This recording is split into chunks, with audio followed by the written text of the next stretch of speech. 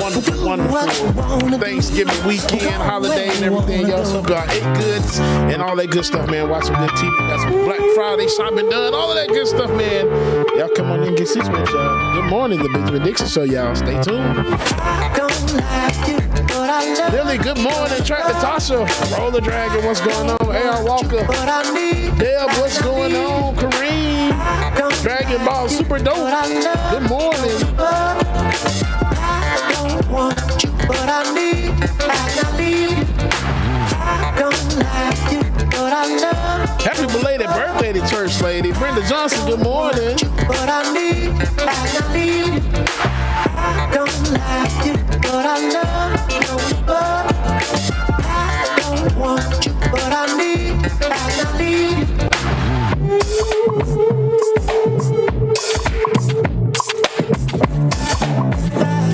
F8L Flaw Dragon, good morning.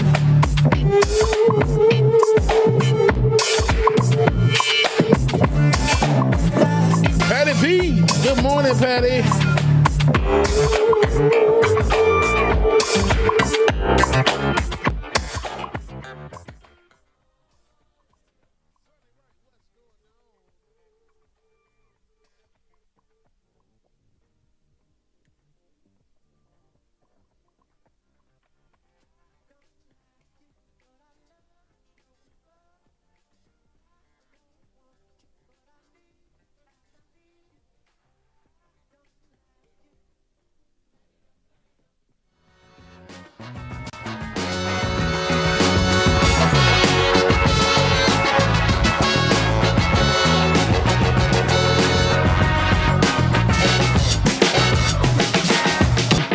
The Benjamin Dixon Show is only possible with listener support.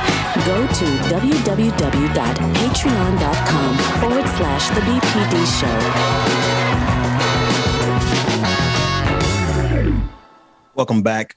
Welcome back, everybody. It is Wednesday, December 15, 2021. Thanks so much for joining us here at the Benjamin Dixon Show. We just got through listening to On the Clock with Georgia Ford and myself as we recap the Kimberly Potter trial. We will continue to keep our eyes on the developments as it pertains to that trial. Momentarily, I will be joined by a Los Angeles City Council member by the name of Mike Bonin, and we are going to be speaking about the program and the initiatives there in LA to help homelessness, the unique initiatives that are being headed up by some nonprofits in conjunction with the city. We'll be talking about that at 7:45 Central Standard Time, 8:45 Eastern Standard Time. That said, I want to begin again with January 6th. Yesterday, we covered the text messages that came from Laura Ingraham to Mark Meadows, text messages from Don Jr. to Mark Meadows, who's the chief of staff at the time of Donald Trump during the January 6th insurrection terrorist attack. Well, there are even more text messages. And as we can imagine, before we listen to this first clip, I want you to imagine the sheer volume of text messages that should be available to the committee, the January 6th committee. Just think about how if something goes down in your life and you start texting with the person who's responsible for it, you go back and forth about 100 times, if necessary. Now, imagine being the president of the United States and the host from Fox News have your email address or have your cell phone number and have the cell phone number of your chief of staff. That to me says that there is an enormous volume of text messages that should be up for consideration. Yesterday, we reviewed the first few of them. Let's take a look at this next clip as Liz Cheney, Representative Liz Cheney, a Republican, no fan, doing America no real favors, but she is succinctly breaking down the text messages so that we can clearly see the role that Fox News, as well as the conservative movement, elected officials this time, played in the January 6th communication. Let's take a look at it. Mr. Meadows received numerous text messages that he has produced without any privilege claim urging President Trump to take action. I read a number of those last night to the nation. Here are a few others from Republican members. Quote, "It is really bad up here on the Hill." Another one, "The president needs to stop this ASAP." Another one, "Fix this now." And as we saw last night, dozens of texts, including from Trump administration officials, from members of the press, from Donald Trump Jr., urged immediate action by the president. But we know hours passed with no action by the president to defend the Congress of the United States from an assault while we were trying to count electoral votes. And we certainly would not expect someone of the character of Donald Trump to ask his supporters to stand down. Let's be clear about that. Of course, Donald Trump was not going to come out forthrightly and tell his supporters to stand down when they came up there on his urging. You have to remember, before January 6th jumped off, Donald Trump spoke to that crowd. There's a clip somewhere, it's coming to my mind as I'm speaking, but there's a clip of Donald Trump speaking to the crowd before they set everything off. So, of course, Donald Trump is not going to tell his constituents, the people who would ride or die for him. These people will go to the very gates of hell for their Lord and Savior, Donald Trump. They will. So Donald Trump is committed to them. That's one thing. If Donald Trump is nothing else, he's loyal to the people who are sycophants and fans of his. Let's go to this next clip. This next clip is of Representative Mike Burgess of Texas, representative from Texas, Republican. He compares the participants in the January 6th attack to the 2010 protest against Obamacare. And this is what he said. He said, "We've had bad protests here before. It's what we do here." Okay, let's take a look. We've had bad protests here at the Capitol before. I was here when the Affordable Care Act went through the legislative process. You don't think we had some really upset people outside the Capitol during those days? Of course we did. It's what we do here.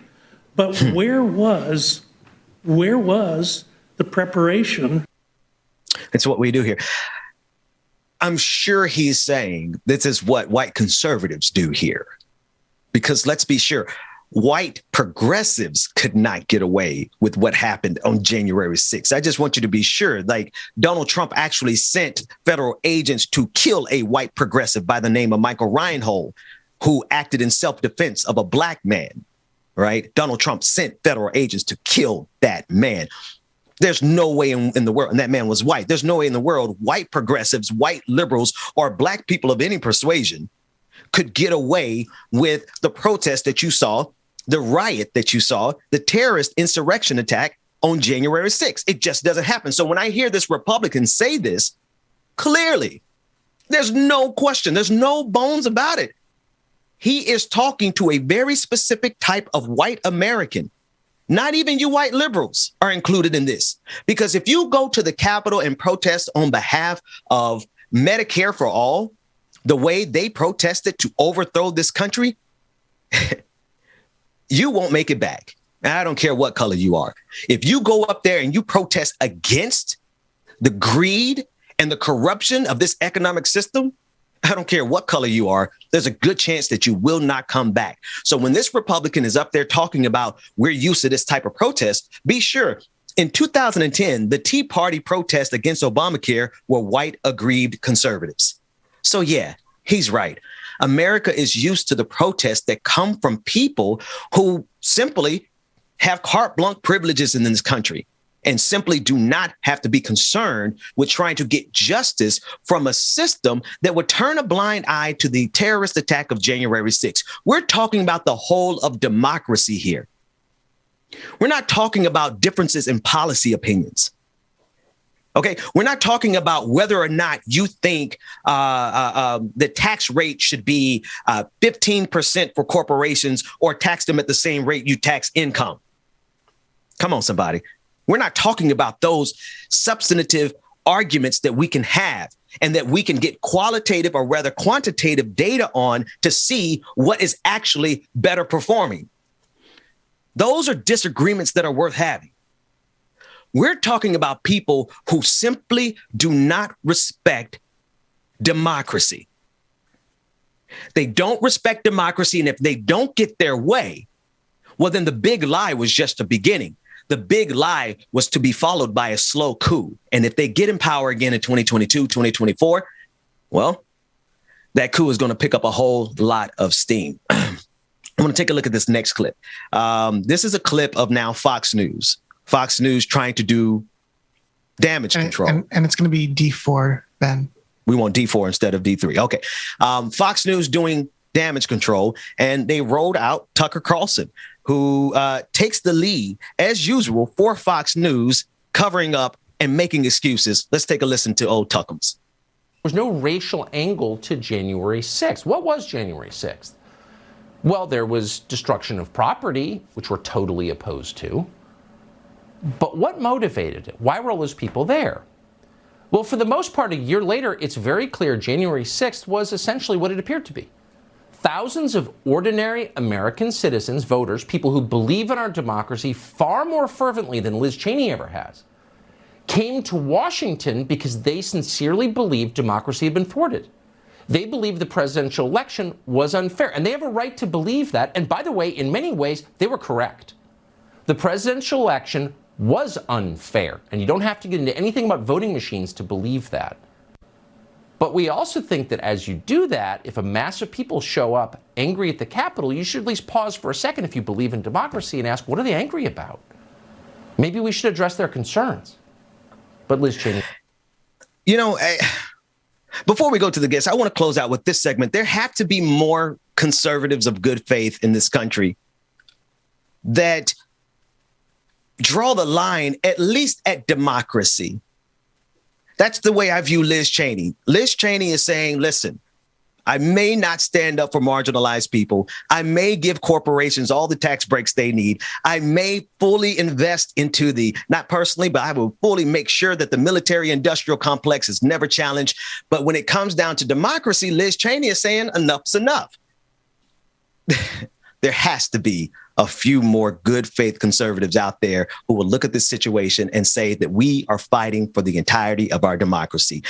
That said, let's shift gears. And I want to come down from the national level to the local level so we could talk about the very real condition that people are facing on a daily basis in this country. And that is the condition of homelessness. We are facing an epidemic when there are houses that can be filled. They're empty right now. When there are resources to take us to war, we have homelessness abounding in this country. And I have been fascinated by the work that's happening in Los Angeles with several nonprofits and the city council. And I want to bring to the conversation this morning city council member Mike Bonin to discuss some of these policies that are happening in Los Angeles. But before we bring, and Mike, good morning to you. I want to introduce you, though, with an ad from you.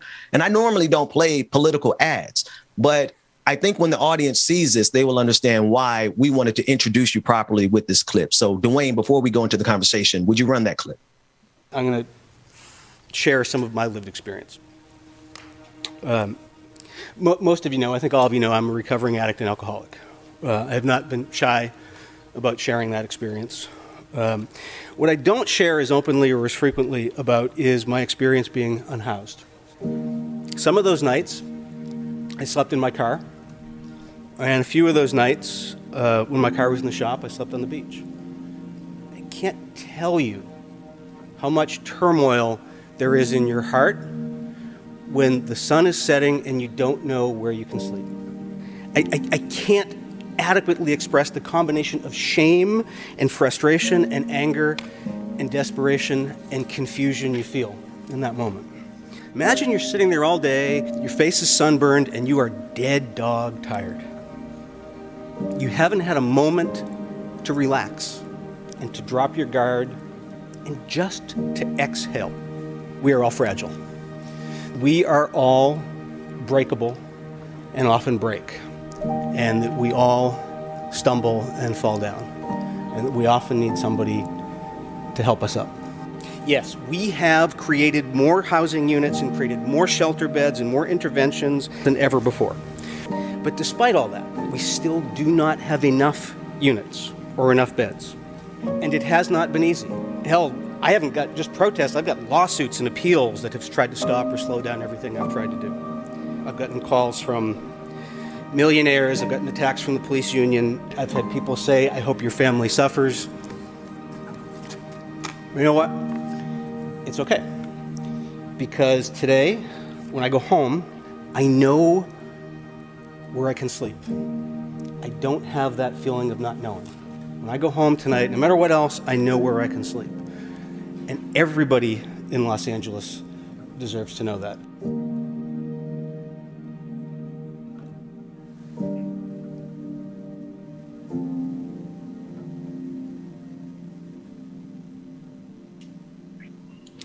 Councilmember Mike Bonin, good morning to you. Thank you for getting up so early there on the West Coast, and thank you for joining us. How are you this morning?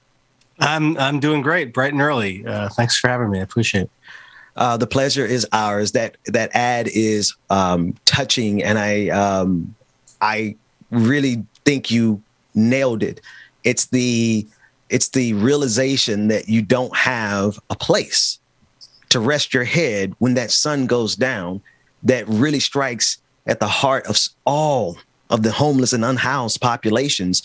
Tell us about your journey from being unhoused to leading the charge against homelessness.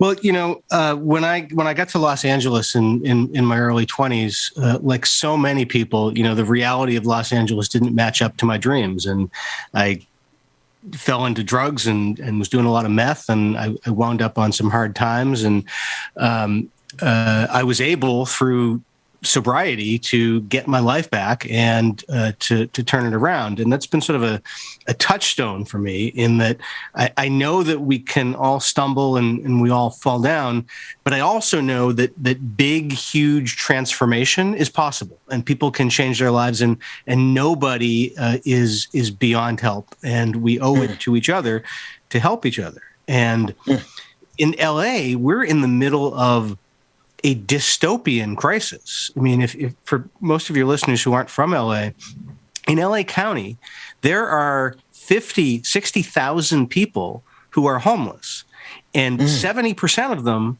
are unsheltered every night. 4 or 5 people are dying on our streets every day. There are tents, encampments on streets in almost every neighborhood, in front of homes, businesses, schools, parks, everywhere. I mean, it is end of times scenarios here. And we're sort of at a point in LA where we're either going to do what we know works, which is house people and give them services, or we're going to double down on the stupid, expensive, failed strategies we've done for decades, which is try to push the problem away and criminalize it. I look at, I'm trying not to nationalize the conversation because there are local solutions to some of these problems, right? Tell us about some of the solutions that you all are taking there on the city council in partnership with nonprofits, innovations that you all have to address these situations. Sure. I mean, there's a lot that we're doing locally to demonstrate that there is a way to house people quickly, but I'll keep it nationalized, actually, because things have changed because of what's been changing nationally. We've had in the past year, during the pandemic, the city temporarily stopped breaking up encampments because CDC said, all you're going to do is make people sicker. You're going to spread disease. Don't do this. The federal government gave us money to instead lease motel rooms and put people at the government's dime into motel rooms temporarily. Program has been a mixed success, and the city has not nearly availed itself as fully as it could have from it. But as a result of the pandemic, hundreds, thousands of more people were visibly homeless living in our parks.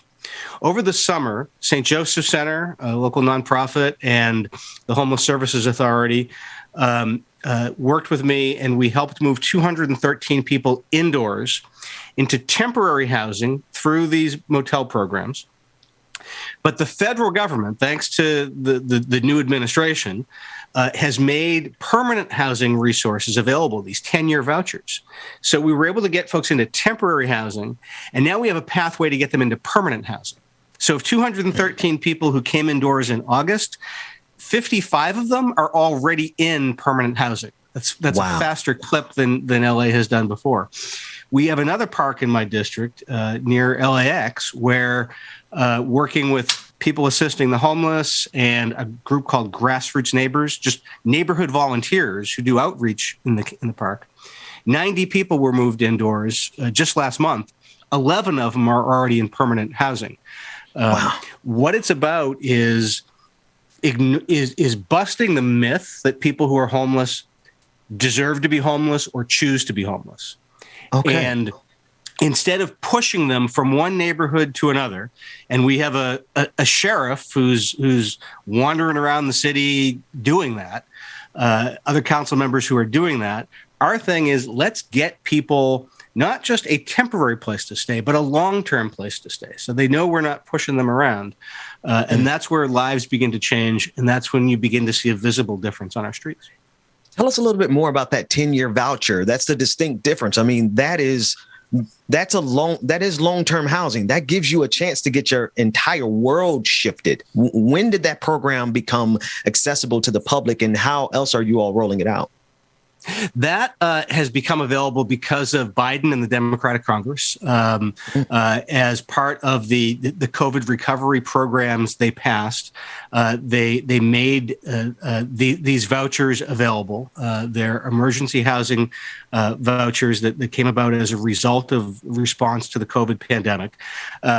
And it's sort of like a lottery ticket in some ways, a winning lottery ticket, because the missing resource has always been the long-term housing. You know, you can put somebody in a shelter, that gets them out of sight, but that just keeps them homeless in a less visible manner. You have to find long-term housing. These vouchers do that, but it's still tricky. You still have to find a unit for someone. You still have to find a landlord willing to accept it. So it's still hard work, even from that point, but it really has been a game changer from what we've experienced before. Councilmember Bonin, I'm listening to you. I look at your ad. I see your passion, more importantly, your compassion. But I heard that there's a recall effort against you. What did you do to make these people want to recall you? Well, there's a couple different things. I'm, arguably the most progressive member of the LA City Council, and the sort of right-wing tool of choice in California these days, whether it's progressive prosecutors in San Francisco or in Los Angeles, our governor, or even lefty council members up in Seattle. The right-wing tool of choice on the West Coast has been recalls. And my recall is being run and managed by right-wing operatives from Orange County and from Utah. The forces behind it are people who have sued and appealed and protested to stop homeless housing in my district, people who don't want solutions in my district, which is a wealthier coastal area. People don't want to see solutions there. And there's also a big part of it, though, is I've been, the council is probably the council's most outspoken supporter of Black Lives Matter and reimagining public safety, and the police union, Conservative Talk Radio. They have all rallied behind this recall and are really making the argument that homelessness equals crime, and progressives are the cause of both of those things. Right. That is the game. I love the way that you framed it. I mean, it's the reality, but I think that's the way we should frame it across the country, that the tool of choice in California is the recall effort. We saw that with Governor Gavin Newsom surviving against the right-wing ideologue, Larry Elder. So, and it seems like we go through this every so many years in California, and they are targeting you as one of the most progressive people on that council. I want you to leave us with your vision, specifically for homelessness. How would you, if you had a magic wand, how would you address the issue of homelessness? The floor is yours. Well, thanks. Let me say two things about that. We're now entering election season in Los Angeles. I'm simultaneously up for re-election and probably facing a recall. Half of the city council is up for re-election. We have an open mayor's race. I think that the next 6 or 8 months in Los Angeles is going to be a citywide referendum on how we approach homelessness. Are we going to do what we know works, which is housing and services? Works for everybody. Housed and unhoused, encampments disappear, people's lives are saved? Or are we going to double down on the stupid, cruel, expensive, and ineffective policies that criminalize people make homelessness worse and push it around? I think that's the central question in Los Angeles. I am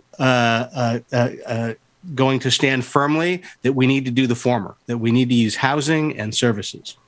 And what I propose is that we continue to use the federal money with these vouchers, that we continue to use state money that allows us to purchase hotels, that we purchase or lease apartment buildings, that we get people off the street right away. It is doable. I won't say I'm overwhelmingly optimistic given some of the political dynamics, but it is absolutely doable. I think people are hungry for it. It's the right thing to do, and it's the effective thing to do. And I hope that my campaign, either the re-election or the recall, can be a rallying point for this smart, effective, compassionate response to homelessness. Absolutely. LA City Council member Mike Bonin, thank you so much for joining us. I am hoping once this pandemic and this Omicron variant chills out a little bit, I want to come over and see all the things that you are doing there, because I think we could replicate that across this country. And I thank you guys for taking the lead on that. That's great. Love to have you. Thanks, man. Absolutely. When we come back, Rebecca Azor is in the house. Like it or not, is going down. Until then, Dwayne, take us to a break. We'll be back right after this.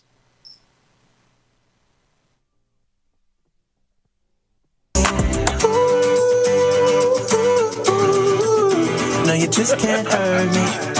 No, you just can't hurt me. No, no, no. No, you just can't hurt me. No, you just can't hurt me. No. See, it's hard to be polite. It's easy being petty. Mama used to tell me, gotta use your. Y'all, I forgot to tell y'all, I met Tom Hanks once. I did. I met Tom Hanks. He said he was rude as hell, though. He was just so rude.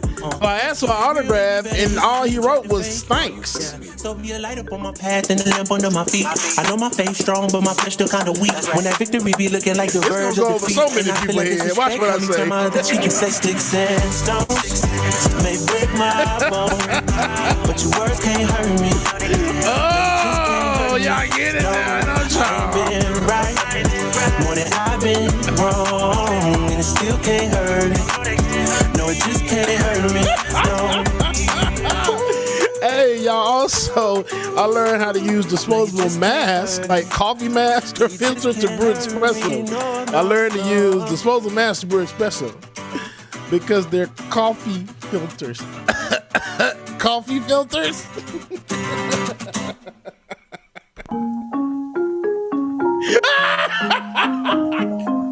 Today in the background talking about they might shut this joint down. Man, go to hell today. It was just a misunderstanding. Y'all know I ain't got no damn sense, man. Y'all leave me alone. Y'all make sure y'all stay tuned. Our sister from another mister be joining us soon. No,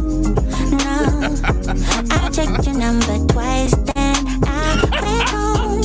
But I wanted Okay. This is the last one. This is for my nerds out there. This is good for the nerds. How did Bilbo survive the entire Lord of the Rings trilogy? How did Bilbo survive the entire Lord of the Rings trilogy? Because all hobbits die hard. I meant everything I said. You don't have to search no more. Laura Strada, good morning. You don't have to prove us to anyone. You don't need to worry.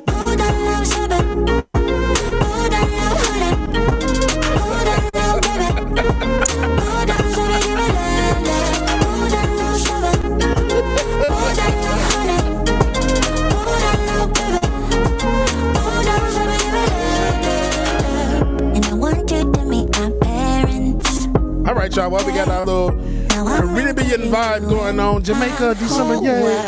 All right, new patrons. We have Alex Z and Mark S, our new patrons, new Twitch subscribers. We have the Chicken Fried Dragon, who gifted a subscription to Carpe Pax and Antisocial Communists. We have Cluminati017, who resubscribed with Prime and commented, Butterculture. That's right, Butterculture, we appreciate you. Class Storm resubscribed. Andy from Ohio resubscribed. Hey, Andy. And said, hello. Miss you, Andy. Love you. Mimosa Dragon resubscribed and commented, good morning, everyone. And they have been subscribed for over 10 months. I feel you, Mimosa Dragon. Love you, mean it. Fellow content creator at ActTV James from the internet resubscribed and commented, well, what about her freeze pitch? Her freeze pitch? I gotta find out what it means, but free speech, yeah. And also, an anonymous user gifted a subscription to Neon Death 07. So, anonymous user, we greatly appreciate you, man. We appreciate everybody, man. And if you want to as well, patreon.com/likeItOrNot, patreon.com/likeItOrNot, patreon.com/the BPD show, so you can get exclusive content, laugh at my silly ass, get patron party access, all that good stuff, man. So make sure that you're going to take your ass on over there and get on that Patreon. You don't want to miss it. Miss all this time. Next patron party next week, if I'm not mistaken. Next patron party is next Friday. We're going to see what we got. Oh, is that Black Friday? I think it is. We'll have to see about that. Well, y'all stay tuned and we'll keep you posted, all right? Here's another banger for y'all. Y'all know what time it is. Y'all light them up, light them up. Shout out to Brother Ben, who's out there doing the work, man. We appreciate you, brother. I'll be looking for you on the TV today.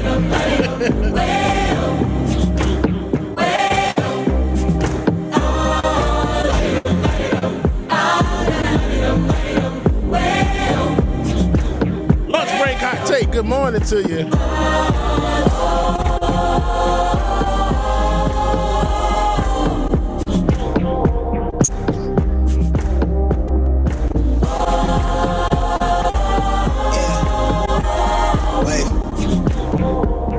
Susan, good morning. Look, I'm in line with the stars, I'm in sync with the earth. 10 toes deep, flower child from the turf. I never switch sides, like even when I die, I'm a ride for the squad, let up ties in the hearse.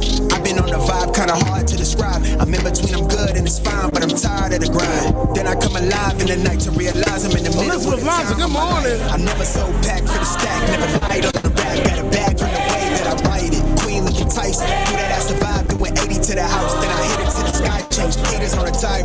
Talking to the crib in the face, be still, let that hate stuff fade. We all with the same, we all want a meal in the safe, I wanna live like I'm trying to reach enlightenment. Drill spill from my lips, feel big from the bit, take a sip till I pass out.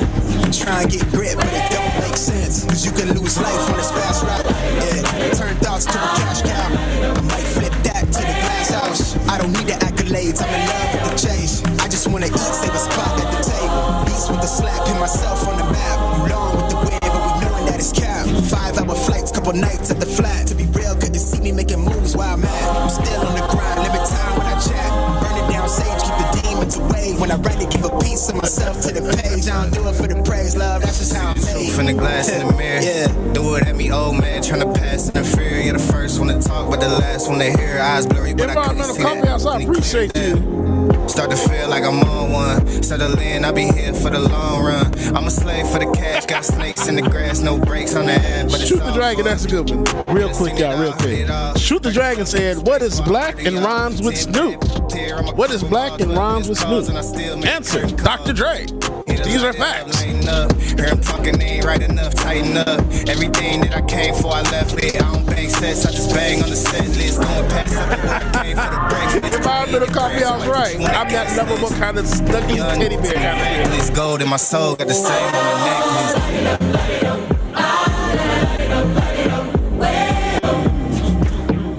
Say that's absolutely right. It's a mini patron party with non-copyrighted music.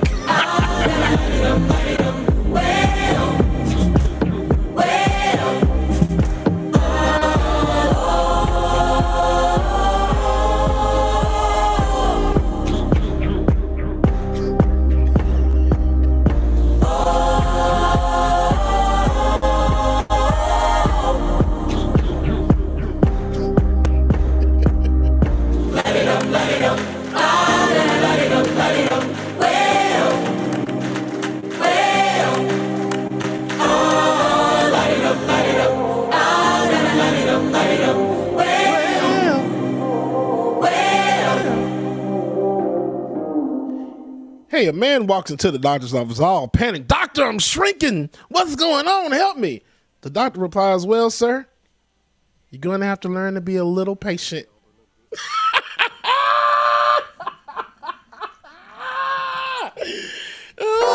A little damn patient like Ben. Shout out to my brother, man, from another mother.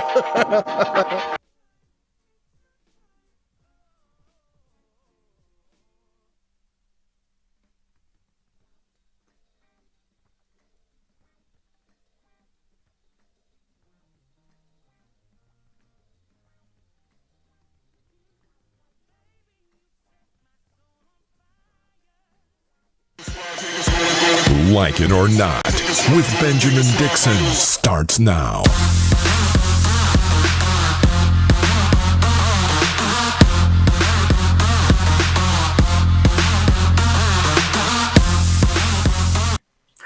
Good morning. Good. She is frozen. No, she's definitely lost. She's frozen. Good morning. Go to the and welcome to Like It or Not, where we're free to tell the truth and not care who doesn't like it. This is what happens when technology has a hiccup in the middle of a live broadcast. We had Rebecca Azor, but her FAMU internet took her out right as we were getting ready to say good morning. But welcome to Like It or Not, where we're free to tell the truth and not care who doesn't like it. While Rebecca Azor reboots her internet, I want us to begin again with Fox News covering January 6th. This next clip is right where we left off. It's another clip of Tucker Carlson, but this time Tucker Carlson is specifically making an excuse for Fox News to try to make it seem as though, no, they did not lie to their audience. Well, one, we know Fox News lies to their audience every single night. There's no question about that. But specifically as it pertains to January 6th, let's look at how Tuckums weasels his way around the truth coming out now that Fox News host Laura Ingraham and others absolutely, and Brian Kilmeade specifically, absolutely knew that January 6th was because of Donald Trump. Let's take a listen into Tucker Carlson lie with a straight face. If you get a text from Brian Kilmeade, it sounds pretty much identical to Brian Kilmeade on Fox and Friends. These are not phonies. We can personally confirm that. Whether you like them or not, they're real. Please get him on TV. Destroying everything you have accomplished, Brian Kilmeade texted.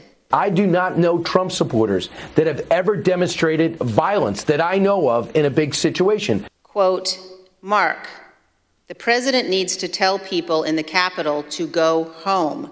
This is hurting all of us. He is destroying his legacy.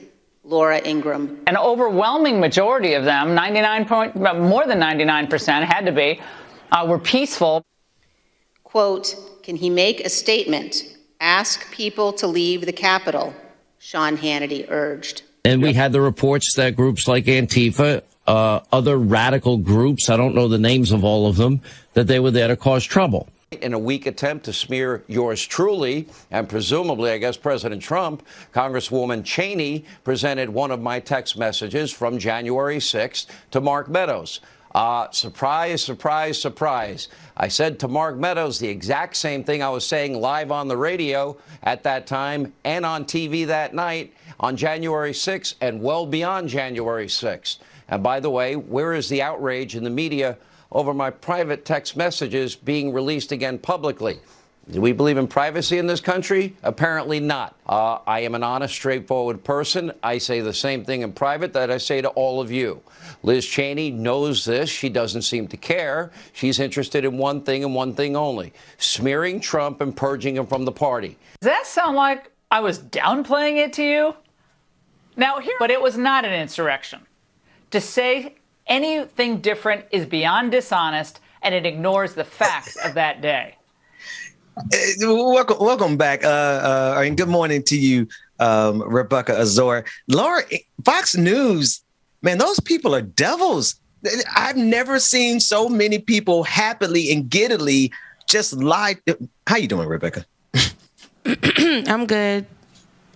Did we do the good morning already? I'm sorry. Yeah, we did it. We did all that, and I let them know it was your FAMU internet that was kind of giving us a little problem. It wasn't there, the internet. My computer just blacked out for some reason, fully charged. So crazy, but yeah, it's crazy. How you doing this morning? I'm good. Good. Yeah. Yeah. What's on your schedule? What's on your radar this morning? Nothing. What we talking about? These liars over there at Fox. And, Them liars over at Fox. Yeah. Yeah. They talking about the terrorists, the domestic terrorists over there. January 6th. On January 6th. They saying that it wasn't a terrorist attack.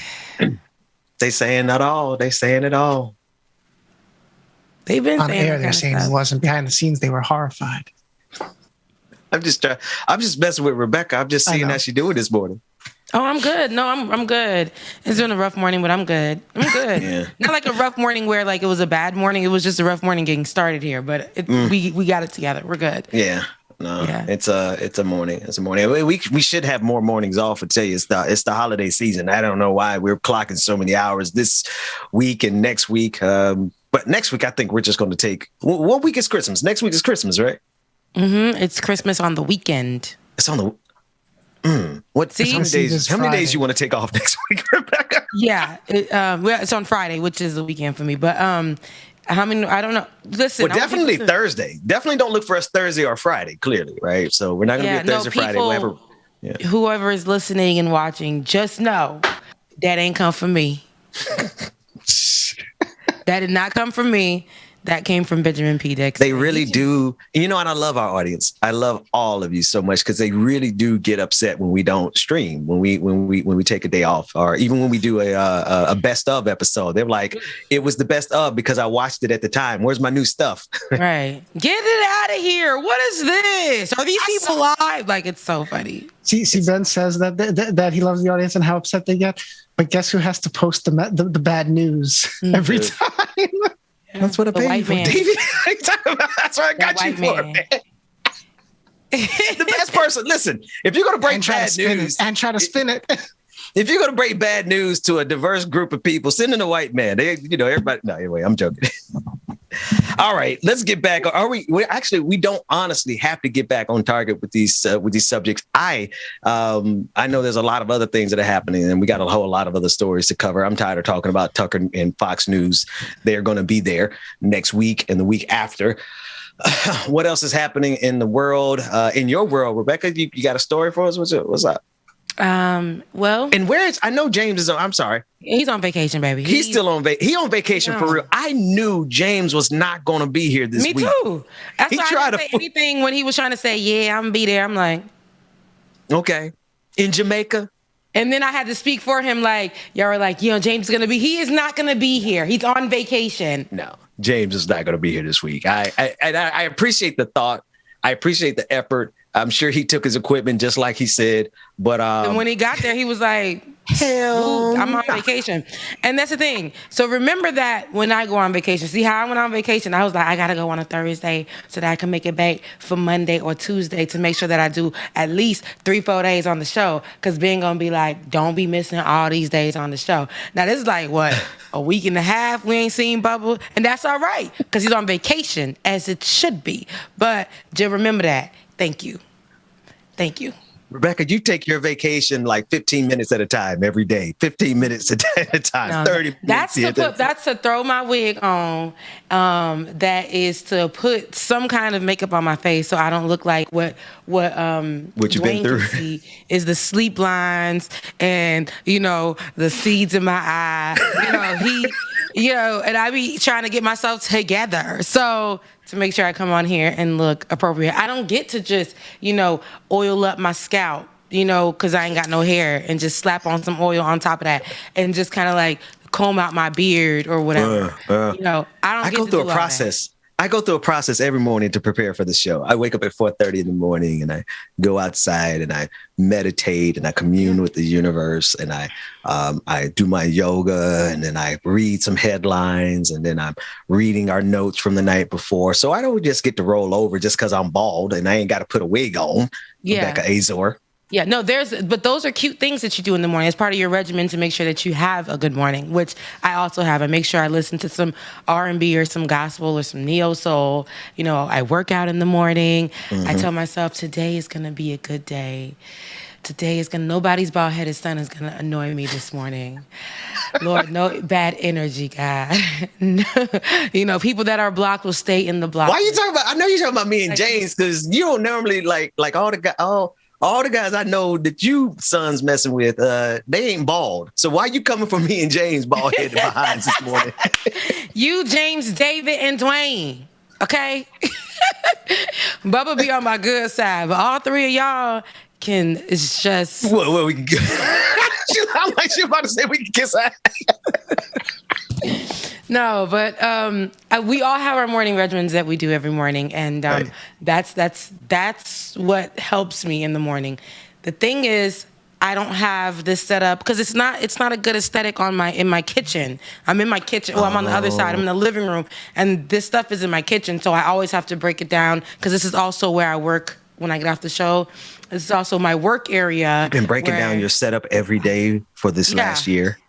Yeah, I got to break it down, and then I got to set up and put my computer and monitors here to work for the corporate. You better get you an avatar. An avatar? Yeah, like my avatar.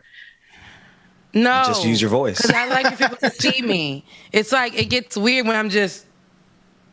It takes me too long. I am not setting up this equipment every day. This is why I'm in my mother's closet for the holidays, and I'm not moving nothing. I'm gonna start making I'm gonna make a GIF of Ben. Yes. A GIF of Ben. We talking? We need the movement. We need the movement, and we need. I'll do some basic movements. I'll just do this, that, and laugh. They and just need put it my on repeat. nails. They need They need the attitude. They need all of that in one. Like, they need to see what the hair is looking like. Is it a full today? Is it nice today? They need all of that because, you know. Did you say, is it a full today? Yeah, is it a fool? A fool. Now, I know, because y'all know when I wear a hat, y'all lucky I even pinned this good wig on. Because, baby, I was about to give y'all a hat. A couple bumps in it. A hat with no kind of structure, no nothing. It was about to be a fool. But I say, nah, you know what? Like them hats again. It was like hats after I get done with them. That kind of hat. Just finished. Yeah, just done. It was like no kind of structure. Had the name on it was really dusty. It was just nothing. But you know what I wanted to talk about this morning? I want to mention, and I know you asked me what's happening in my world. In Haiti, there's been a lot. Haiti couldn't catch a break this year at all with so many things naturally happening, and then those with the government and other countries who have no business in our business coming into our business to add fuel to the fire. Speaking of fuel to the fire, there has been a fuel shortage in Haiti and different parts of Haiti. They haven't been able to get fuel. They have been actually out there amongst the many protests that they have been doing on the streets. This was part of it as well for the fuel shortage. So people have been fighting to get fuel. The cost of fuel not coming into the areas for people to ride their motos, which is the motorcycles, which allow people to go from point A to point B, to get people's children to go from school to here and there, because some people go to school in the city by living on the outskirts. So many reasons why fuel is very important, to get lights and things like that, because a lot of places don't have electricity. You know what I'm saying? To cook, all these things, right? So on the 13th, more than 60 people were killed after a fuel tanker exploded in northern Haiti, which is Cap Haitien. And the vehicle was involved in the accident in the city, and the victims, because remember, I was just doing a strong emphasis, is that the word? Strong push on the lack of fuel in those areas. But the victims had been trying to gather the leaking fuel when it had ignited. So they were so desperate for fuel. When that tanker flipped, they were like, "Oh, is that a fuel tanker? Let's go get that fuel. Let's hurry up because we need that. And it ended up exploding in that area, in the local area, setting so many homes ablaze, so many businesses in that area ablaze, and 62 people basically burned alive, mothers, children, elderly, all of them. So local hospitals have been overwhelmed. The local hospitals in the area were already overwhelmed, already overcapacitated, and I can't imagine what they are going through now. And those who have been injured, who are still alive, are the ones filling up the area. The hospitals. So right now there's so much that is still developing. There's so much that is necessary and needed for these local hospitals. So I've been watching as it's been going down. Prime Minister Ariel Henry said that the entire Caribbean nation was grieving after the accident, as he declared 3 days of mourning. He said, "I learned with and emotion the sad news of the explosion last night in Cap Haitien." This is what he wrote to Twitter on Tuesday. Pictures posted on social media show an intense blaze, because there was pictures and video of it at the scene of the accident. And this is Haiti's largest city. Cap Haitien is Haiti's second largest city, And they said that it looked like hell, with people walking through, burning alive. All of this stuff is happening in Haiti, and this is, like I said, just an update right now. All of this stuff is happening in Haiti, and it's really, really devastating to many people who have people in the Okap area, which is Cap Haitien, and for all of us who are of Haitian descent, who have family in all the areas that have been affected by everything, down to the earthquake, the hurricane, the loss of the assassination of the president. The government already ain't doing right. The gangs taking people hostage. There is so much that's been going on. Now, I say that to say, where are these people going to go?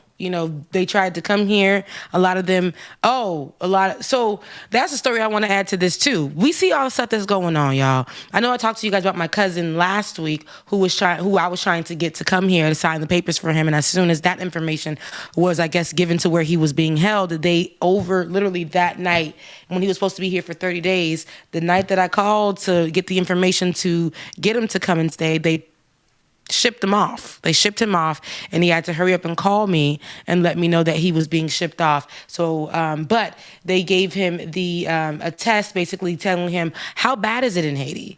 And they were like, well, it's not that bad, so we're going to send you right back. They told him it's not that bad, so we're sending you right back. So all those people that we did see in Texas under the border who went missing and we didn't know where they were, a lot of them were asked these, I think it was a scare test or something, a fear test, that's what it is, to see how bad is it where they're coming from, to see if they are able to go back. And as we see in these particular areas, and I'm not going to say all of Haiti is like this, because there are still many areas in Haiti that people are, surviving, pushing, and everything like that. But in these particular areas, in these large cities, there's a lot of issues that are happening and that are going on. Now, this doesn't take away the beauty of Haiti, but this is actually what the people are going through, and what my family is hitting areas that are going through. And so to know that there are so many people America turned away and were treating as savages and people who didn't deserve to have better lives for their children. And what we see that's going on there, it always, boggles my mind for this place to be the land of the free and to be a melting pot and to be that for immigrants to come and do their thing. It's just like, and make it so hard. And not black immigrants. Black immigrants. Give us you're poor, you're tired, and you're downtrodden unless they're black or brown, specifically black. Yep. And the woman that I spoke to, who's actually has a shelter in the Texas area, Louisiana area, she was telling me, she said, if you don't mind, is your cousin, what kind of immigrant is he? He's a black immigrant? She's white. So yeah, he's black. She said, is he Haitian? I was like, yes. She's like, they're making it really hard for Haitians. They're making it super duper hard for Haitians. So I don't know, but the best of luck to you. They've been making it hard for Haitians. Period. In the conversation. That's just like a standard state of how the United States of America treats Haitians. Yeah. And I don't have to tell you that. I'm saying that from an outside perspective, from a black man born in America, to see how black immigrants are treated, specifically black Haitians are treated coming to this country. America has always had a disposition of animosity. Like they just treat Haitians as if they're the worst of the worst. And it's always been like that. Yes. And that's why I want people to understand, like, when we walk around being as cocky as we are, that's because, it's like no more allowing America to tell our story for us or say who we are. If there's any news, good or bad, I'd rather it come from us. Because at the end of the day, when there's any news, good or bad, and particularly white parts of the country, they know to still continuously paint America to be home of the brave, greatest land of them all. So when I'm talking about my mother's land, I'm always going to speak of it in a different manner. There are bad things that are going on there, just like over here. We're still talking about places like Ferguson, who for God knows how long, people got kids in high school now that were babies at the time, who when that protest was starting to happen, because they still ain't got no clean water. Flint. Ferguson was. And see, Ferguson was Mike Brown. That's right. Was Mike Brown when they killed him, and then all of these, they're killing black people here every day, without any reason, and people are getting off. It's there's so much assassin that's happening here, and everybody want to just talk about these poorest countries on certain parts of the world, and not understand why they are this way or what's happening. Listen to what I told you guys. They saw a fuel tank in an accident flip over, and they went over it to get fuel because they were desperate for fuel. There's a fuel shortage there. They were risking their lives to get fuel to be able to take care of themselves and their areas and their children. Come on, somebody. I mean, so anywho, that's what's happening over there. The story is still developing. There are hospitals that are needing supplies. I did read that. Once I get that information, I will post it on our Like It or Not page on Instagram, and on Twitter, on my Twitter page, and on the Facebook page, so that people who want to know if they can assist, in that particular way. Thank you guys who have been assisting throughout the year when it comes to all the things that have been happening in Haiti, and helping them as best as you can, helping me help them as best as you guys have been doing. So once I get the information on how they're being assisted at these local hospitals, I will let you guys know. Yeah, Rebecca, it's been a hard year, a hard series of years for Haiti. I don't know, man. It's time for something to turn around. Yeah. It's time for something to change, because one thing I know, and I don't want to bring this, I'm loath to bring this up, but do you remember that evangelical who was like, oh, Haiti is quote unquote cursed? Mm-hmm. And of course we know that's not true. The only thing that Haiti's been cursed with is white supremacy and imperialism and colonialism, right? Let's just be sure that's the curse that's over Haiti, is whiteness. But it's just time for Haiti needs to prosper now. It's time for Haiti to prosper. It's time for good people to prosper. We've seen all these evil people, man. They're just Jeff Bezos flying to the top of space while his employees are dying in a tornado and peeing in bottles. Elon Musk becomes the Time Person of the Year while he is encouraging a literal coup in Bolivia so that he can get their lithium batteries, right? You have all these evil nations across the country, and then you have what's happening in Haiti, and you have Americans laughing and saying that is a curse. Yeah. If the moral arc of the universe bends towards justice, it's about time for it to start going in the other direction, because we have not been seeing justice. We haven't been seeing justice at all as Black people in America, as products of immigrants in America, which most of us Black folks are, mostly everybody who ain't indigenous people, like all of us as immigrants here. But, we just been struggling, and to see the struggle in, like I said, where all of my family is from, and the struggle where I was born here in America, I can see it, and it's a fool. It's a fool. It's hard to adjust and understand that people don't want to leave their predominantly Black, where they know there's lots of rich resources country. They don't want to leave the country. But what happens is all of these people who don't belong, who have power, who have connected, who have thrown, little trinkets in front of the evil, corrupted government's face to just make people work for pennies on a dollar in so many different countries, not only in Haiti. They literally, they have made it so hard to want to live there so that they can continue to push the narrative that America is the greatest country in the land. But when you actually go visit these places and you hear these people's stories, the rhetoric and the narrative that America is pushing about all of these countries ain't even what it is. Ain't even what it is. Medical help is better in other countries. Right. Yeah. Education is better in other countries. I have a person that I met who is a doctor in Haiti. Went to Saint-Domingue in Dominican Republic, studied in Haiti, then went to go get the, I believe it's the doctorates to become a doctor in Dominican Republic. Came over here and was told, no. They wouldn't recognize his will not recognize it. Wouldn't recognize it at all. Wouldn't even allow him to take a test or anything. And I've heard of other people who have come from European countries who have come here and have been recognized, even with heavy accents. And he said because of his accent, they were saying, "Do you even really speak English? Do you even really speak English?" Years and years of work being just dismissed because and I want the folks to be sure the United States has a posture towards every nation. We don't have one single foreign policy or immigration policy. Like, we do cater our immigration policy and our foreign policy very specifically per every nation. And that is including bringing their elites and their educated people. Like America always says that we want highly qualified immigrants. We want people who are doctors. We want lawyers. And then they turn around and turn down a black doctor. Fascinating.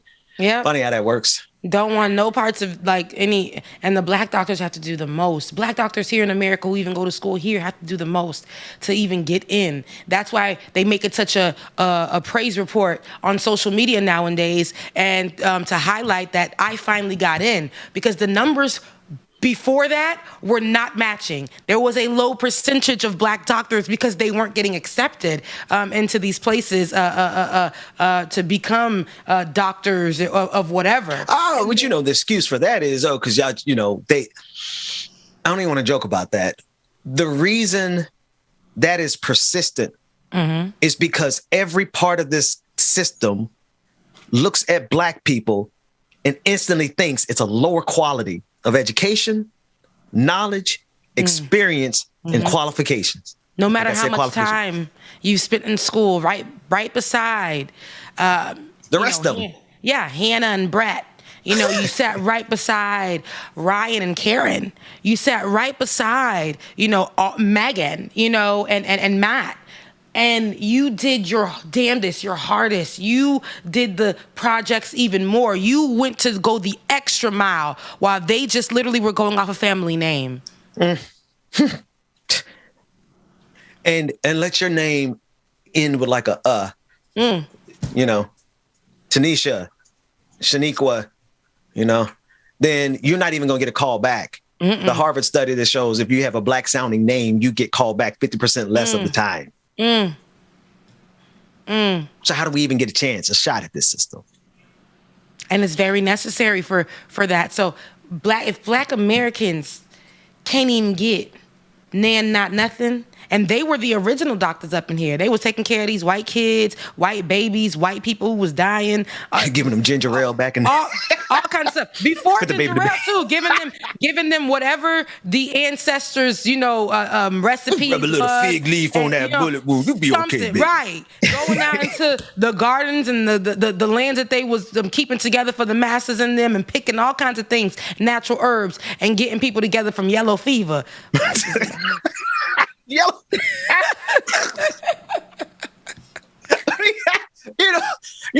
One of our ancestors done took somebody's white baby and gave them some castor oil mixed up with some kind of root and say that baby life. Because castor oil is the key to everything for Haitians, and we call it l'huile masquiti. So if you know as a Black American that castor oil is the key, that is the ancestral thing that we took with us from the where we originated at, and we brought it right here. And I seen how they tried to gentrify castor oil when I went over there to the Whole Foods.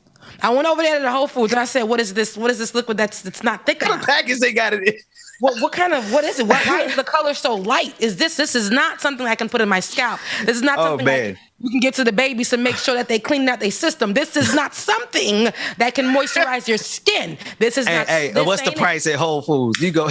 Oh, it was so much money at Whole Foods. Like $29.99 for a bottle of castor oil. Yep. So then there was a Haitian brand. I'm trying to remember their name. Creole Essence that actually came into the store, and I started looking at. I said, now this is what you call some castor oil, but why you had to put it up in here? Now, I know you getting some money, baby, because now you in Whole Foods. But I don't want them folks just taking it and saying it's good for this and that and that and that. And they don't know, they don't even know what this really has in it, the power of it. But they don't know. They messing around something they don't even understand. Listen, Benjamin P. Dixon. They gonna do it wrong. They gonna come out here with a limb growing out their neck. Let me tell you. So, side note on that. I know we kikiing, but just to kiki a little bit more, there's a show on the internets, not the internets, but the internets that helps the show run on my TV on Roku. It's Roku. Called it's addition to Portia, who we know from The Real Housewives of Atlanta. Right. But I say this to say, it's about her life and whatever. But they done took, this white lady was a shaman, and they done brought Portia and them out there to go, and they calling on spirits. Okay? They was calling on spirits. So the lady was like, the grandmother was like, she's like, I feel your ancestors in the room right now. Oh God. And the ancestors probably hitting up across the head. The grandmother said, now, she's like, I got chills. But the white lady was like, oh, yeah, you got chills? Then in the confessional part, she said, I got chills because I don't know what ancestors she's opening up. You can't just call any ancestors like that. You don't know what you opening up. So in the middle of the ceremony, the grandmother starts singing some gospel song. Said she needed to step in and then step in and stop the mass. She's like, because you can't, white folks don't know. You can't be just, you said you feel ancestors. But what kind of ancestors you bringing? There's some ancestors that don't need to come on. They don't need to be coming on. And it's true because people get in this thing and start calling on spirits, talking about I feel the African ancestors. We saw with Paula White. African angels. Call them African angels. African angels. Oh God. Remember, she said that what was going to happen? Holy Spirit, activate. Holy Spirit. She said that Trump was going to win. She made up a whole language in that. That's close. That's speaking in tongues. That's speaking in tongues. No, I know, but I mean, to most people, it's like, yeah. No, that's what I know. It's not a made up language. I was just, Oh no, we know we sound crazy when we speak in tongues. That was made up. That wasn't of God. That was a Hebrew. That was a Hebrew. There was no anointing in Paula White supremacist, is what I call it. She blocked me after I called her that. Oh, really? Yeah.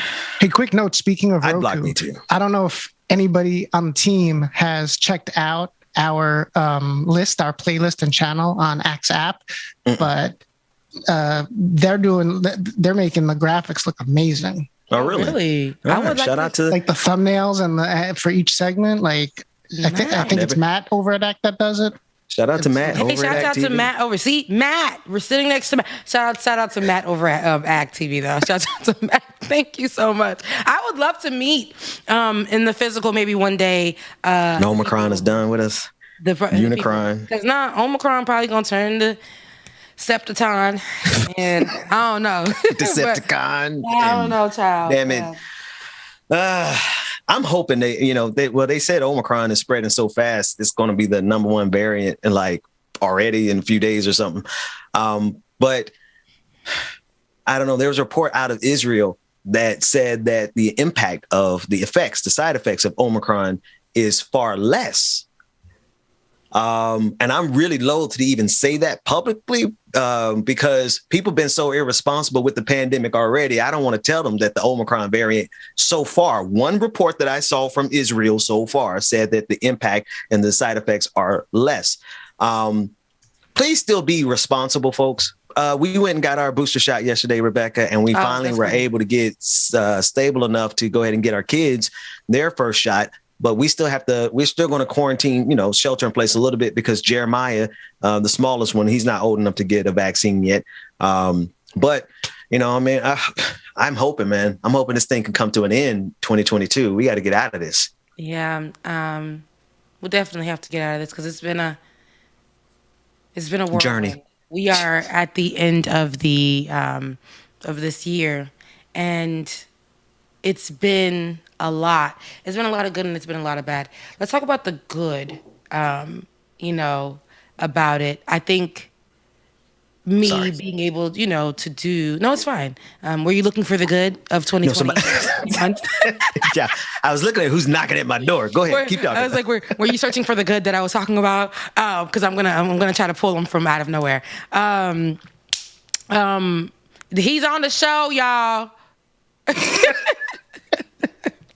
But no, I was gonna say, being able to grow with the show, we talked about that. That's one. But also, me and my best friend were actually talking about what people are not really talking about when they're talking about the mental health and working in, the corporate environments and things like that. Here's the thing. They are talking about mental health, right?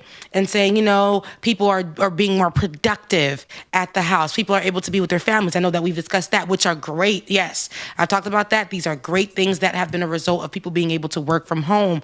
Those who are still blessed to have their jobs after or during this pandemic.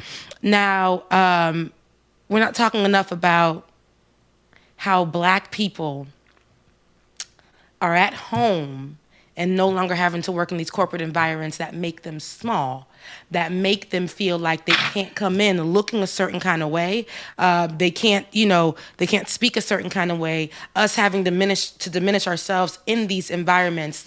Let's start with this example that me and my best friend, shout out to Edina Johnson. Me and my best friend. That's her whole government name out there. Go ahead. She's probably going to get me after this, but me and my best friend were actually discussing, this, and we're like, yeah, all those other things are good because we talked about those too as the time has been going on. But she was like, Rebecca, they're not really discussing, how we're able to be ourselves at home with our braids, at home with our, with our hairstyles, not being accused of looking a certain kind of way in a corporate workspace that may have me having my nails like this may have came off unprofessional.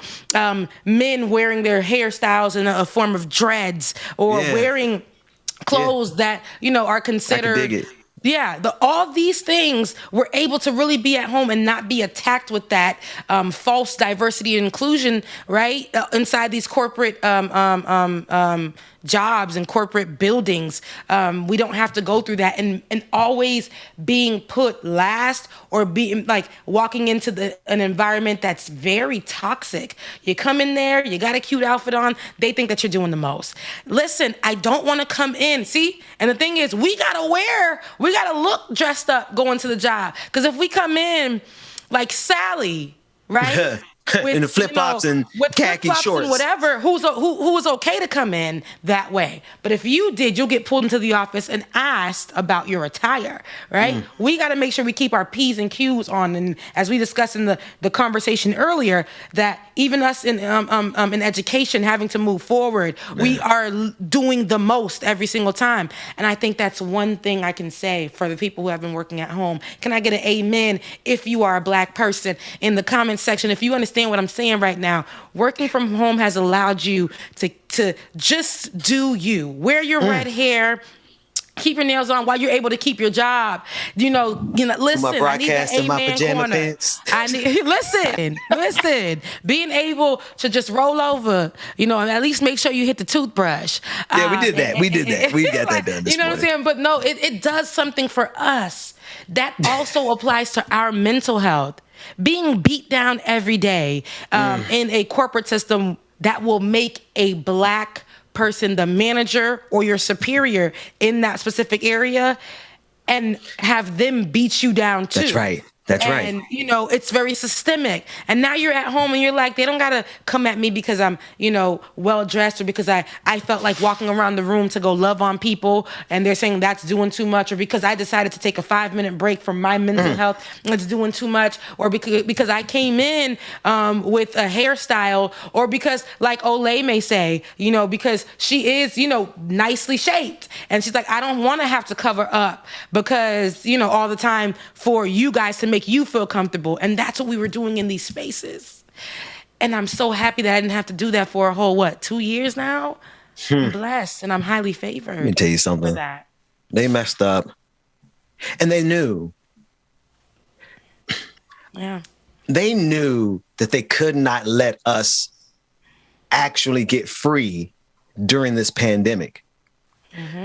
Because they knew if people, anybody for that matter, but specifically Black folks, actually had a chance to breathe and catch our breath from the very vicious cycle that this country has had us in since they stole our ancestors.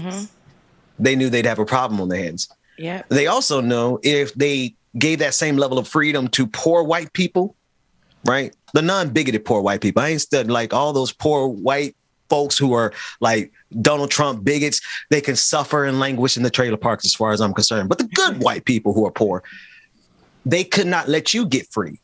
Because if you had a chance to not work 80 hours a week and actually had a place that you could call home and rest your head and have one moment of peace, you'd realize how effed up this system is and you'd be ready to change it for everybody else.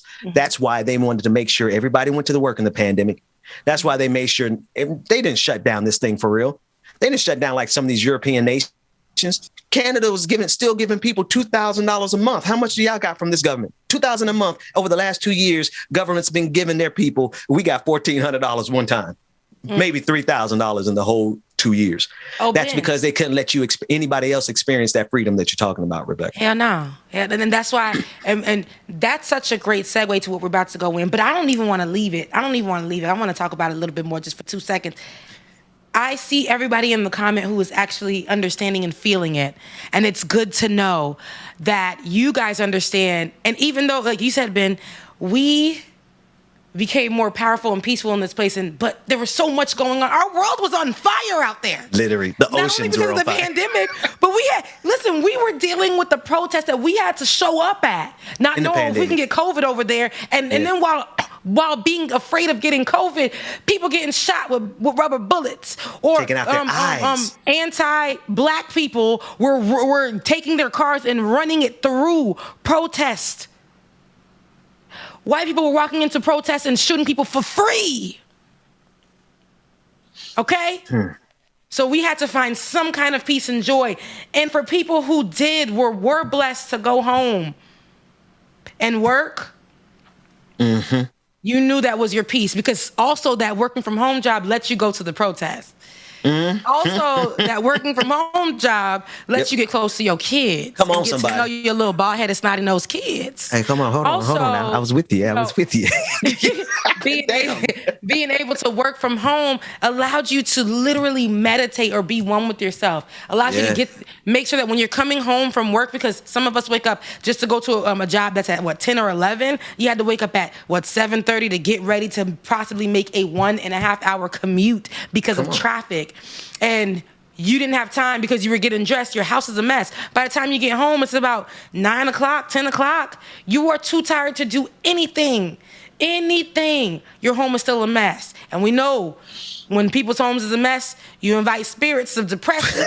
You invite spirits, just can't sleep. You just messed up. Now you just want to get up and cut out the job every day.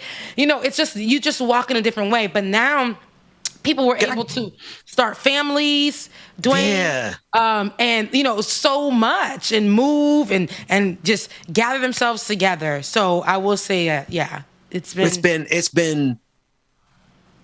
a luxury. There's a two-tiered society now. Those of us who were privileged enough to be able to work from home, and then the essential workers who never stood a chance because of the type of jobs that they had. right? There's an entire group of people who never had the option to stay at home because they had to deliver groceries to us.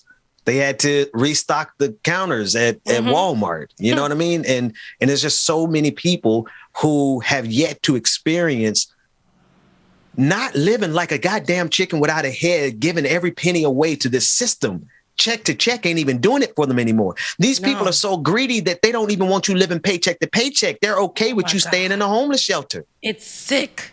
It is. I can make 1.2. Go ahead. There's a stark divide in that there's a significant portion of the country that thinks we've had lockdowns. Like, they don't know what a lockdown is. That's right. They're constantly complaining about, we've had enough of the lockdowns.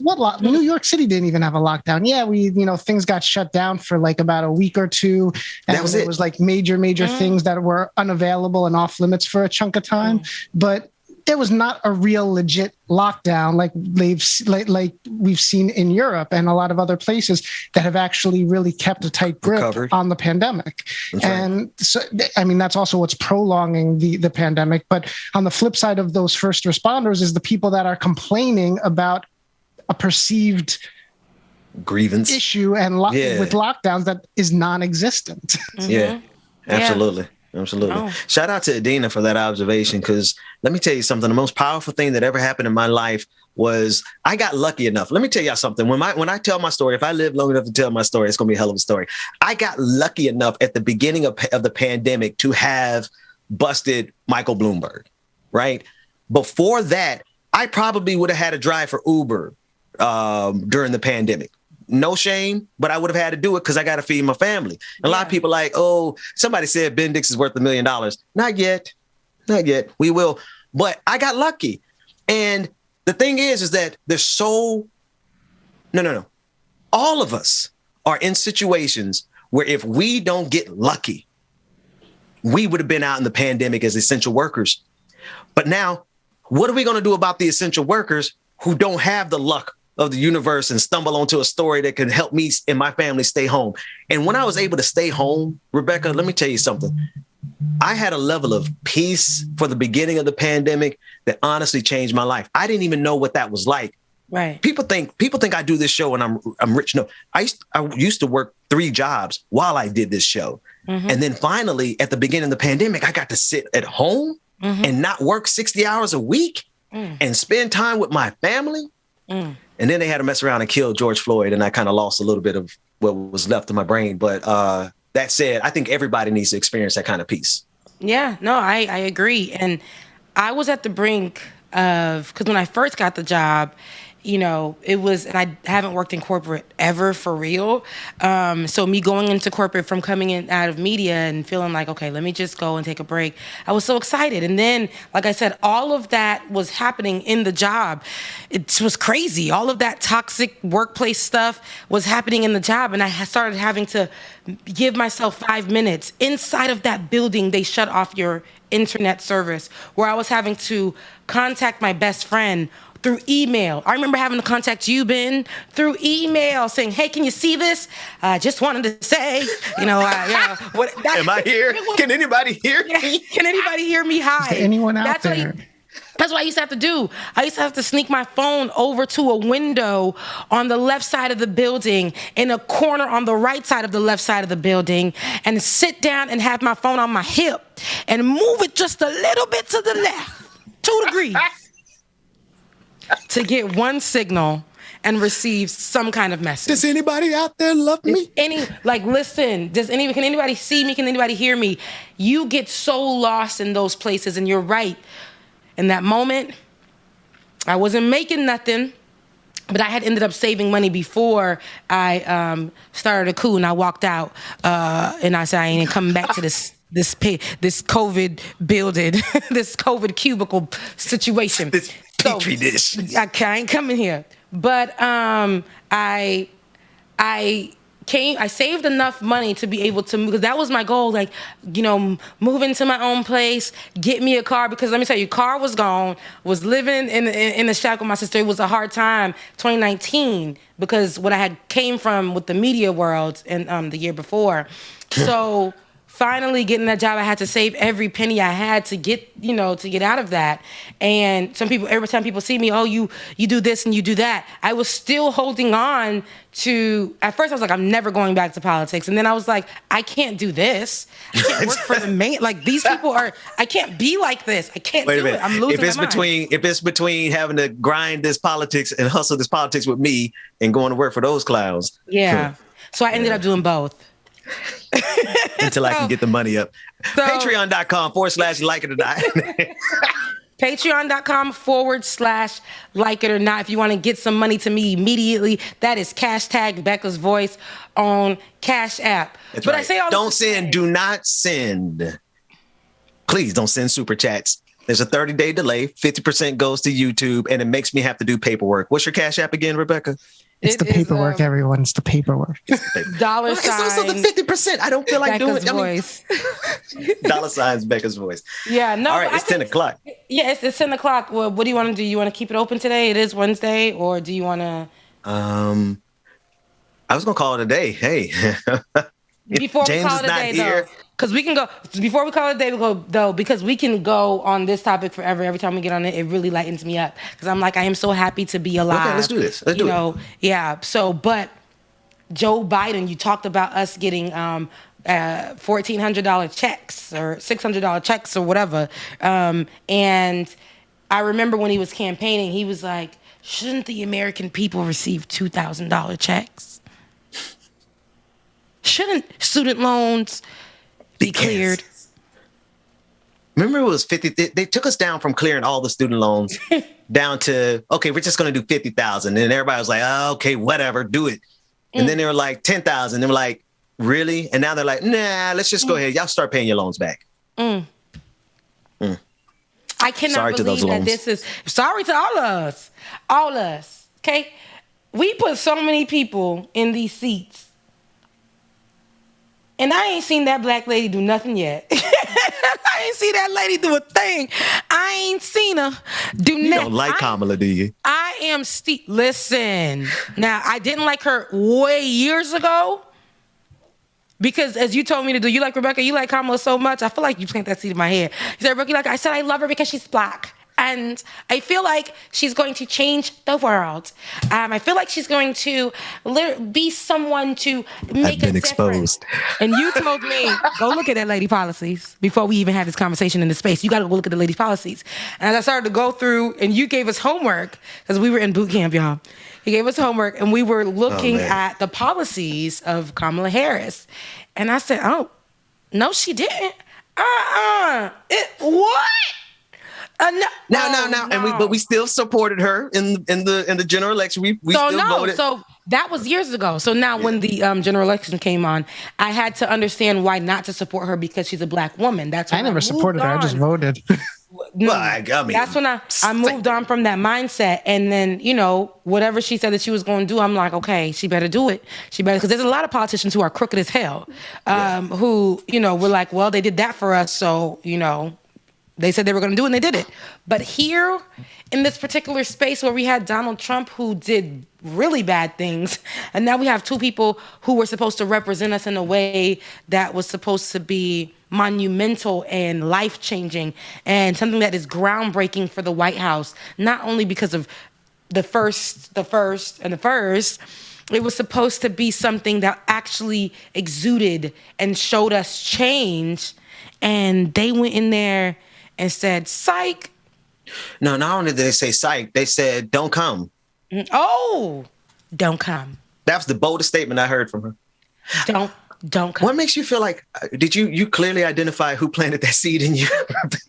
I did. You got me together on that. And because of you, I get my family members and friends together. I don't sway them on where to go. I just say, hey, it's up to you. I like Kamala. Yeah. Well enough. Do you? Well enough to vote for her over Donald Trump. Shit, that was the easy choice. Yeah. But in terms of is she doing something for black folks? Yeah. And that conversation is no more than Barack Obama did. And but during Barack Obama's time, that was we understand that in that time. That's why after when he was voted again, people was putting the pressure on that ass because they were like, okay, now we had you because you was black and you did make changes and you are the change that we ain't never see in this country. But my God, today, like we're in 2021, Kamala is that too, but we ain't seen her. She ain't been showing up. But we did get a good, no, it wasn't even good. Let me stop lying. A rendition of "Oh Amazing Grace." From who? When it was Obama? From Barack Obama, yeah. But not only that, though. He did other things. He did other things that we don't like. But he gave us, he never walked around like he was a white man as far as, he didn't use. You lost your microphone. I see. Yeah, that's freaky. What happened there? There you go. It's back. Oh, it's interesting. I saw it come off. Yeah. And we talking about Barack Obama. They didn't cut us. Hey, man, let me tell you, they've been shutting my stuff down, though. Like, I got... Anyway, I'll tell you after the show. Go ahead. Yeah, no, Biden sucks. Fight me. Fight me right now. Like, literally, pull up because I don't care anymore. Hey, did y'all get that clip of Iggy Azalea? Because when you were talking about Iggy Azalea the other day, at first I thought you were talking about Azalea Banks. I always confuse azaleas. Mm-hmm. But when you're talking about Iggy Azalea saying that we should not criticize Joe Biden because he's better than Donald Trump. Did y'all get the clip of Iggy Azalea trying to freestyle that I shared in Slack? Remember she was at that big festival? Iggy, she was like, Iggy had us all turned in the early 2000s, so don't do Iggy. Iggy was like, I think that was her accent that was giving it like we couldn't. We got that clip. That's a very embarrassing. I didn't see you drop anything. Anyway, when you say don't talk about Joe Biden, I think of Iggy Azalea saying that. And I also think about how trash her freestyle was. Joe Biden, everything that he said, we were, if indeed we did not have student loans, a lot of us could get our credit scores to like 700 right now. Because I know y'all credit scores has been going up. If you've been taking care of it in this time that student loans haven't been, something they on got there. Student loans, bro. Rich people ain't got student loans. They good. You sure? I mean, unless they just got it to make an investment, right? But that's why they're not going to cancel these student loans. Student loans are literally a part of the system. There's an entire group of people who are waiting on their quarterly profit margins from student loans. Yeah. So they're not going to cancel student loans anymore. They're going to get rid of check cashing stores because they have monetized our poverty and they monetize our hope to get out of poverty through education. Go to school. Borrow money to go to school. I'm talking about money that we ain't never gonna see with our hands in our lifetime. Right. Borrow money to go to these. Never gonna. Well, I rebuke that because God let it touch my hands because I owe about over 100 something. No, I'm talking about those specific dollars. I'm not talking about future dollars. Yeah. I'm talking about those dollars that I got to go to school to get the education that I got. They didn't exchange my hands. They went to an administration. After 2 years of having them on block and we done broke up, we haven't been together. They got the nerve to try to send me, hey, what's up? Let me tell you something, Navient. Let me tell you something. Sally Mae. Greater Lakes, whatever. Leave me alone. I don't want you no more. I don't want you. I don't want you. I don't want you no more. I have moved on. I am a new person. That person that you used to put fear into, used to give anxiety to, used to tell me that you was going to look out for me and you never did. We ain't here no more. That relationship is over. Leave me alone. Let me share this one last thing about this whole thing.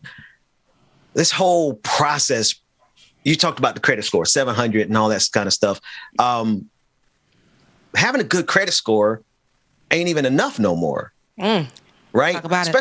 Especially if you're a renter. If you're trying to rent, having cash and a good credit score is not enough. You know what they're asking now. It is a standard request amongst a lot of companies. If you want to rent, they're asking for access to see your bank account. Like they want to do an analysis of all of your expenses and you want to see my income. Cool. You want to see my bank and see that money deposit every month where we can, take out all. If you want to see that, that's nope. They looked at that and they said, no, that's no longer acceptable. We need to see your whole account. And I said, no. They are making it's not good enough. They need control over your life. They need to be able to look at your account and tell you what you should spend money on and what you shouldn't. You're right.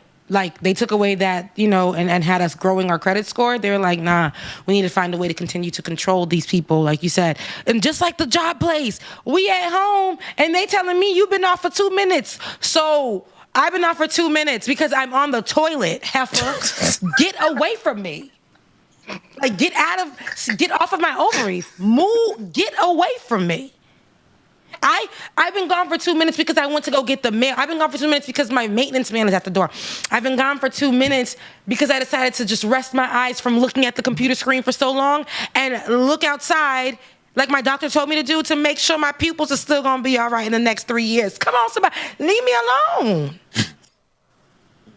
Control. They will find a way to control you. In the renting system, it sucks that it's like that.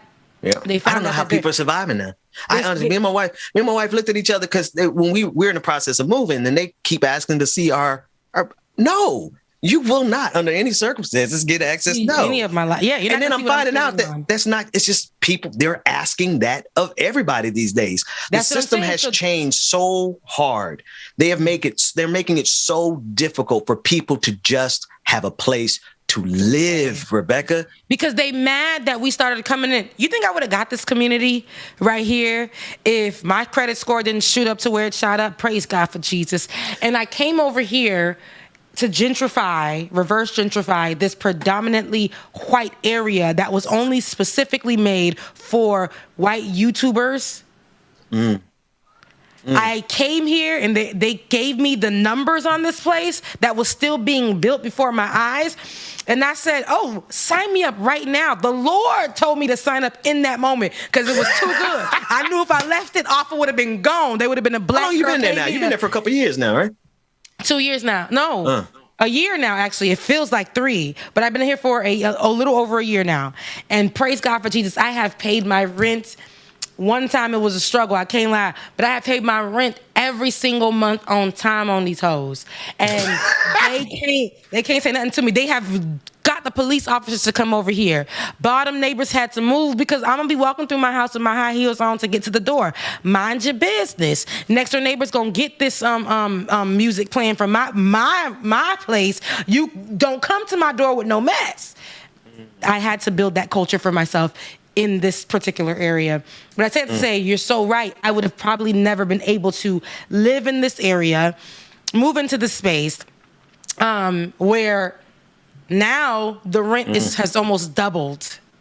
Jesus and they're Christ. making it hard for people to come just in time. and stay here. Yeah. You got in just in time, and it is in reaction from all the investigation that I've been doing, because I ain't playing with these folks, but it seems to be in reaction, this new requirement that rental companies are asking renters is in reaction to the pandemic and all of the moratoriums on rent and evictions, rather. And so now they're saying, before you even come into these places, you got to be able to show us what you spend your money on. I'm like, okay. You don't got to see that I spend my money on drugs. You don't got to see that I spend my money on chicken wings all the time. You don't got to see that I'm spending money on Hennessy at the liquor store. You don't got to see what I'm spending my money on. That's the thing. You really don't, because at the end of the day, like, they're going to judge you off that. And you know what they're going to do? By what you spent your money on, they're also going to correlate that to you being whatever race you are. Trust me. It's always always their way of happens discriminating without discriminating. Right. Right. Yep.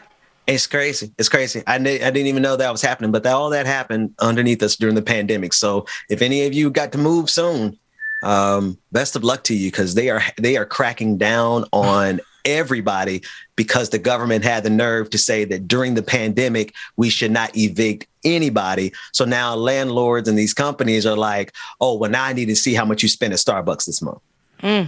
And that's the thing. But they don't want to see how much Karen is spending on Starbucks this month, because she just came in with all the credentials, just as you did. And they probably told her, oh, no problem. And you don't have to pay any move-in fees. Anyway, so good luck to everybody out there. Things are getting crazy, Rebecca. We'll see how these things unfold over time, I guess. Right? Are we? That's all we got. What's that? I said, are we going to see how things unfold? Is it going to unfold? Is it going to unravel? Is the new year going to bring me some, some new edges? Like, what are we doing here? God, what are we doing here? But that's why I said, it's going to get better. Let us talk about the good things. And we touched on that. And I'm happy that we did. Hopefully, you guys, I'm able to leave corporate. I know I say this every day, but that's the goal. I want to leave corporate. I'm back at work. I think you're trying to get fired, aren't you? I'm back at work. They don't want to because they do not want to give me that unemployment money. They don't want to give it to me. So I'm back at work, and every day is hard for me.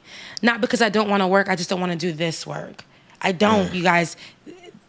Just getting back in, already having a spat with my my superior, my manager, her deciding no longer to communicate with me, and she's sending one of her what do they call them? Her assistants. Well, we public still. That's okay. Because I don't care no more because they done gave me that time off before saying what I said. So now I ain't saying no names. It is what it is. Her assistant literally is the one that communicates with me now, and because she decided that she doesn't want to communicate with me because I was like, this is what you said yesterday. This is what you did, ma'am. This is what it looks like. I didn't send you the screenshots twice. If you look what's highlighted in green, this is where you were. This is where you were. This is the numbers from yesterday. Don't put them numbers out. That's what I have to do with her. She doesn't like that. The control that they have the black person controlling. That's what they do, and she doesn't like being spoken to that way. Like the movie Django. You know what I'm saying? Yeah, like they got that one person trying to whip us all into shape. That's what it is. They're gonna always assign a black person to do their dirty work. Always, without a doubt. Not a doubt. I know. But we're trying to be free out here. I want to do this. and I want to work with this great community that I'm working morning, with Rebecca. now. I'm trying to be free. You really, the people love you. After this, I have to get. Yeah, this is it for me. After this, I have to get into. I gotta break this down and go into work. So when I'm talking, it's because I don't want to leave. I don't want to. We gotta find you a corner in your spot that you don't have to break down your stuff every day. Because my guy today. If I have to break down this every day, y'all gonna be looking at my avatar. It's okay for me, but I'm very big on the aesthetic. I live in like a condo style apartment, so I gotta make sure that when I'm done slaving for the man, I'm looking around saying, at least I can pay my bills. At least I could, I don't want to look at cameras in the corner. I don't want to look at, be tripping over stuff. I got to keep it nice and peaceful in here for me. So that's why I put it away every day.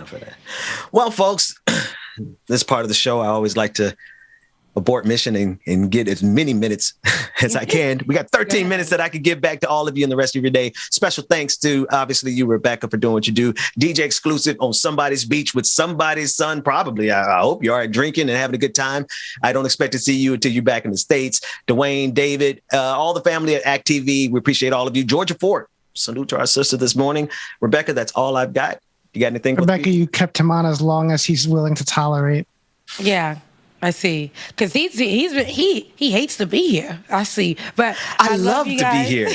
You don't understand. I just like the chat responses when Ben does this. They're like the eye rolls and the seriously again another day. Seriously. We're ending the show. That's all. It's 18. Y'all are spoiled, man. Our audience is. We give y'all 2.5 hours. How we spoiling them? It's a job. It hasn't been 2.5 hours.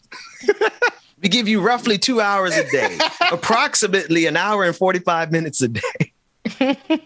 Yeah. Look, Shay said I want Rebecca to quit her job just so she can finally tell us who corporate is. That must mean you just came on the show because I done slipped up and said who corporate is about 4-5 of them times.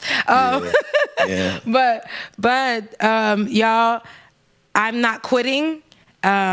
And unless I have backup plan, you know what I'm saying? Like, unless there's something I can fall on, because I don't want to look for another job and go work for corporate again. I don't want to do any of that. I want to just do this. So I love you guys. Patreon.com/like it or not. Hashtag Rebecca. Oh no. Hashtag Becca's voice. Becca's voice. So on Cash App. So anywho, I love you guys. I'm gonna head out. Ben, I'm giving you 10 minutes to go. 10 minutes back in my day. I appreciate you, Rebecca. Thank you so much. Do what you need to do. I love you guys, though. I thank you guys. And it's that's valid, Ben. That's a valid complaint. This seat that I'm on is torture. You have to understand. Like when I get up from this seat, Ben has to get a cushion before the. I literally have to roll over to the floor and stretch my lower back to get out of this particular seat. Thank you, Rebecca, for giving me 10 minutes back. That's valid. All right. I love you guys so much. Love you, mean. Talk to you guys later. Shouts out to Dwayne and his baby girl, too. Oh. Bye, guys. Q Robo Bubba.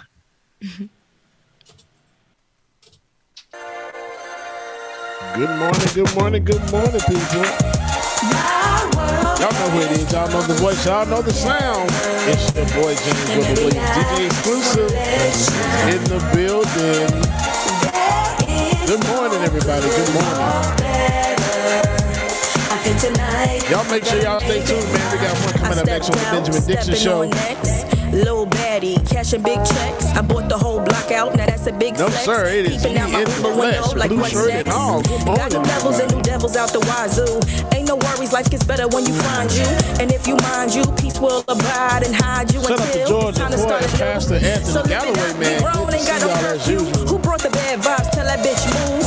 Walking all in my inner, that's a bitch move. Press that I arrive. Laura Strada, KFZ, Jeremiah, Lily, Promises Manifested, Showston, what's going on? Tiger, what's going on, Tiger? Bunny Rabbit, I'm so high. Okay, buddy. Juanita, good morning. Jonathan, Esther, on and it goes. You should subside. Nicholas, good morning. Movie. Lady Lou, good morning. Jay, good morning to you. Sophia Williams, good morning. And soon you will find a pretty soul that needs more shine. My world has come to Waterstones, good morning. Kareem Ransom, good morning. Courtney the SLP, good morning to you. There is no good or better. I think tonight You still sounding loud today? 1, 2, mean right hook. Okay, Marsha Reese, good morning. Miss Nuru, Silk City Socialist. Never let up, no Bill Potts, Christopher Shaw, good morning. About having a golden award when God made me to be a ice cold Esther meadow. Brochin, Why are you Shelby Hall, Nat. Hey, what's going on, sister? About me saying, Afraid not to move. That's tickles. Good morning. I'm untouchable girl. Good morning, everybody. Make sure you get your coffee, your tea, your drinks, whatever it is you need to get your morning started, y'all. Y'all stay tuned. We got one coming up next on the Benjamin Dixon Show. Say a prayer tonight to keep it so tight. And also that means Benjamin Dixon can't come through. Y'all get 30 minutes of yours. I put the work in. Now I got the big bags that you call Birkins. Yeah. My world has come together. And maybe Iris, good morning. Chris, good morning. There is no good or better. I think tonight